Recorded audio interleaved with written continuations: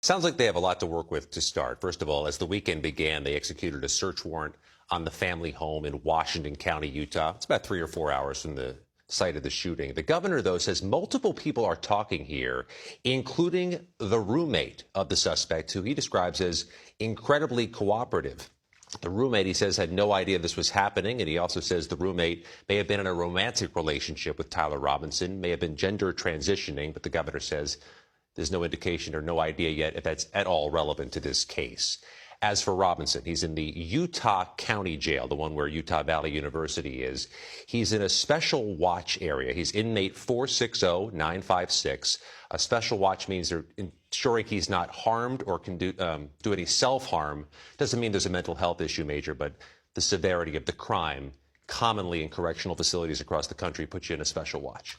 State charges due to be filed later this week, and because of Utah's approach to state charges, this will be a high-visibility prosecution when it comes. Yeah, the district attorney is Jeff Gray. We expect him to speak Tuesday. The probable cause statement already submitted for this arrest indicates the possible charges: aggravated murder, felonious discharge of a firearm.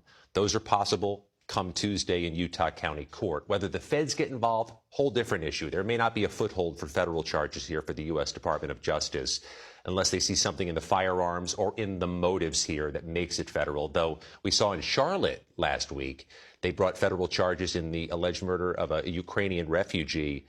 In that case, they found mass transit system foothold to bring the federal case. Scott, as you well know, in instances like this, authorities struggle to stay with the facts as they are known and as they evolve. But there is rampant online speculation, rumor mongering about motive. Authorities still very early in the stages of trying to identify one if it exists. And can be properly characterized. And it's happening at a moment of change inside the U.S. Department of Justice. The FBI has new leadership, and this really is a first big test for the new FBI leadership. And the grades are incomplete right now. It was the father who seems to have turned in his son in this case, and the FBI director was caught with some social media posts that were conflicting with other information, saying a subject was in custody, then a subject was released. And the FBI director also posted this weekend, against all law enforcement recommendations, we released that video of the suspect. The governor of Utah today said, we certainly never recommended against releasing video. So there's some questions to answer for the FBI as this week begins.